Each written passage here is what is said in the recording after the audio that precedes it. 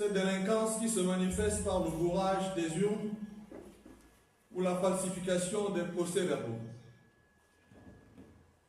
C'est le lieu pour moi, évêque de Bafoussam, de féliciter tous ceux qui ont méprisé les biens d'une banque au profit de la vérité qui seule peut nous rendre libres.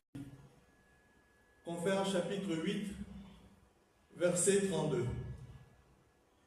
Il est aujourd'hui question de la vérité des urnes. C'est cette vérité des urnes que le peuple réclame actuellement en continuant de murmurer.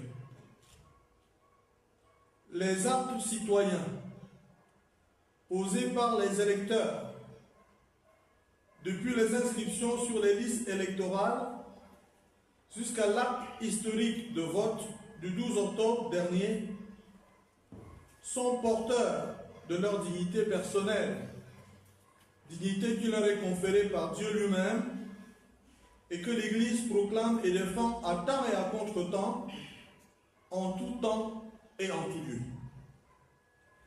Alors, piétiner délibérément et par égoïsme la volonté des citoyens constituerait une grave atteinte à cette dignité.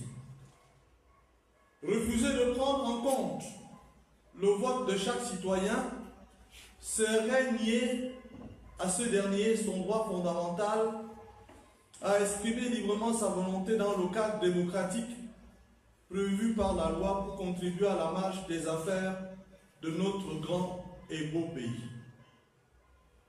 Ce serait nier aux citoyens et à tout un peuple le droit de voir l'expression de sa volonté être prise en compte par les instances compétentes. Ce serait lui enlever sa dignité, ce qui est intolérable, du moins du point de vue moral et de l'enseignement social de l'Église. C'est pour cela que nous lançons un violent appel à tous les acteurs du processus électoral, surtout à ce moment, et aux différents candidats à l'élection du 12 octobre dernier, pour que chacun agisse en conscience et respecte la vérité des urnes. Force doit être à la loi, certes, mais cette loi doit s'imposer à tous. Comme le dit le pape Léon XIV, le manque d'équité est la racine des maux de la société. Dilexité numéro 94.